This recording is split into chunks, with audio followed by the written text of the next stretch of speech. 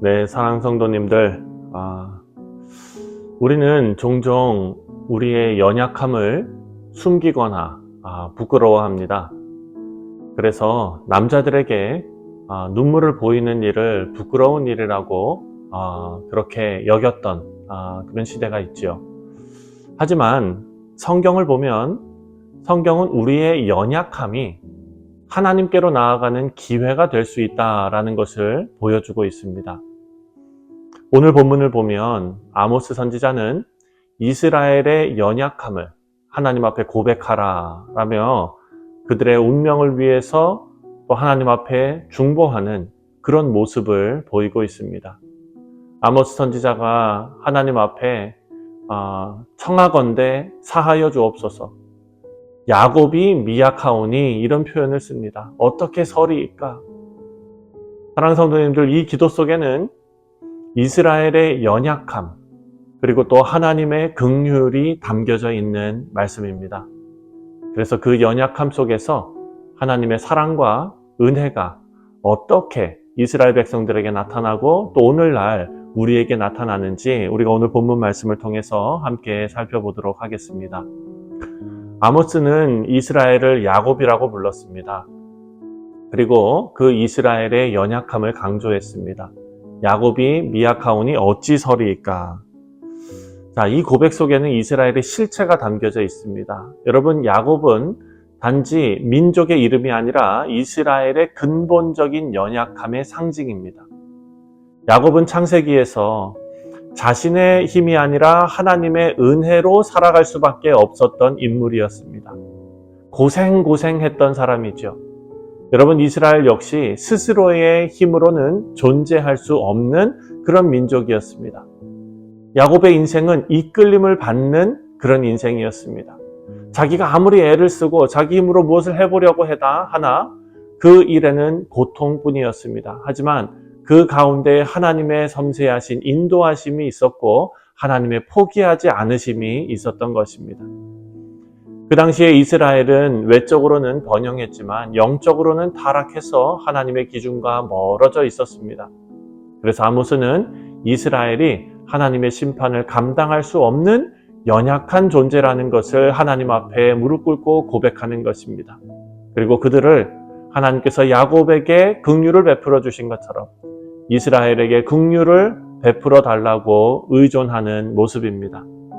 우리 사랑하는 성도님들, 우리도 마찬가지이죠. 우리도 하나님의 은혜 없이는 하루도 살아갈 수 없는 존재입니다. 우리의 연약함을 인정할 때에 비로소 하나님의 능력이 우리 안에서 온전하게 나타날 줄 믿습니다. 고린도후서 12장 말씀을 보면은요. 고린도후서 12장 9절 말씀입니다. 12장 9절에 나에게 이르시기를 내 은혜가 내게 족하도다. 이는 내 능력이 약한 데서 온전하여 짐이라. 아멘. 내 은혜가 족하다. 내 능력이 약한 데서 온전하여 짐이라. 사랑하는 성도님들, 이 사도 바울의 고백이 우리의 고백이 되시기를 주님의 이름으로 축원드립니다. 하나님께서 이스라엘을 택하신 데는 이유가 있습니다. 그 이유는 바로 이스라엘에게 있는 것이 아니라 하나님께 있는 것이었습니다. 아모스의 기도는 이스라엘의 연약함만을 드러내는데 그치지 않고 하나님께서 왜 이스라엘을 택하셨는지 그 중요한 메시지를 전달하고 있습니다. 이스라엘은 이스라엘 자체의 원인이 있는 것이 아니라 하나님의 긍휼과 사랑, 하나님께 그 원인이 있었던 것입니다. 신명기 말씀에서 보면 여호와께서 그 이스라엘을, 하나님의 백성들을 기뻐하시고 또 이스라엘 백성들을 택하신 것은 다른 민족들보다 수가 많아서가 아니다 라고 말합니다. 여호와께서 이스라엘을 사랑하심으로 인하여 그들을 택하셨다라고 신명기 7장 말씀에 그렇게 말씀하고 있습니다. 이스라엘은 강하거나 특별해서 택함을 받은 것이 아닙니다. 오히려 그들은 연약하고 부족한 존재였습니다. 하나님께서 그들을 사랑하시고 은혜로 택하신 것입니다. 그래서 하나님의 선택은 하나님의 영광을 위하는 것입니다. 이사야 43장입니다. 이사야 43장 말씀을 보면 이사야 43장 7절 말씀입니다. 내 이름으로 불려지는 모든 자, 곧 내가 내 영광을 위하여 창조한 자를 오게 하라. 그를 내가 지었고 그를 내가 만들었느니라. 아멘. 내 이름으로 불리는 모든 자, 곧 내가 내 영광을 위하여 창조한 자를 오게 하라. 사랑하는 성도님들, 하나님의 선택은 하나님께서 저와 여러분을 선택하여 하나님의 백성으로 삼으신 것은 우리의 영광이 아니라 하나님의 영광을 나타내기 위한 도구였다라는 것을 이사야 선지자는 말씀하고 있습니다. 우리는 우리 공로나 자격이 아니라 하나님의 은혜로 구원받았습니다.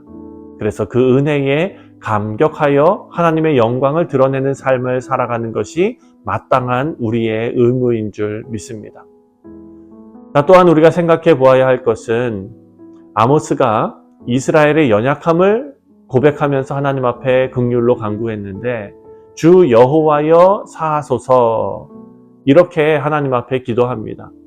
이것은 문제를 지적하는 데 끝나는 것이 아니라 지금 아모스가 이스라엘 백성과 하나님 사이에 예수 그리스도께서 하나님과 이 죄악된 세상 사이에 서서서 우리를 구원하신 것, 중보하신 것처럼 지금 아모스도 이스라엘과 하나님 사이에 중보자로 서고 있다는 것입니다. 아모스는 하나님과 이스라엘 사이에서 간절히 기도합니다. 그 중보 기도가 하나님의 긍휼을 이끌어내는 중요한 도구가 되었습니다. 사랑하는 성도님들, 오늘 아침에 우리가 이 말씀을 묵상하면서 우리 모두가 참된 중보자 되신 예수 그리스도를 따라서 하나님 앞에 피스메이커, 정말 우리의 가정과 교회와 이웃을 위해서, 나라를 위해서 기도하는 자리에 서는 우리 모두가 되시기를 주님의 이름으로 축원드립니다. 하나님은 아모스의 기도를 들으셨습니다. 그리고 심판을 거두십니다. 아버지가 자식을 긍휼히 여김같이 여호와께서 자기를 경외하는 자들을 긍휼히 여기신다라고 시편 기자가 말했습니다. 우리의 연약함은 하나님의 긍휼을 경험할 수 있는 기회가 되는 줄 믿습니다. 사랑하는 성도님들, 말씀의 결론을 맺습니다. 오늘 본문은 이스라엘의 연약함 그리고 하나님의 긍휼을 통해서 우리에게 중요한 메시지를 던지고 있습니다.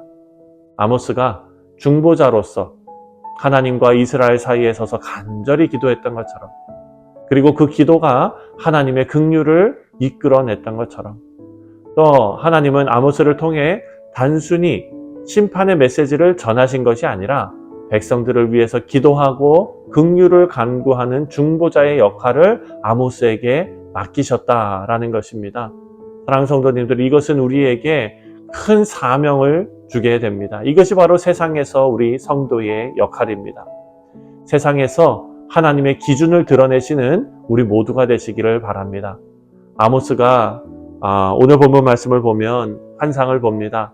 하나님의 기준이 세워져야 한다는 메시지가 바로 다림줄 환상을 통해서 우리에게 주어졌습니다. 하나님의 기준은 정의와 공의입니다. 우리가 살아가는 세상에서 하나님의 정의가 강같이 흐르는, 공의가 실현되는 그런 일에 우리가 애쓰며 함께 해야 될 줄 믿습니다. 아모스는 단순한 심판자가 아니었습니다. 하나님 사이에서 예수 그리스도의 역할로 그 긍휼을 간구하며 서는 그런 중보자의 역할을 했습니다.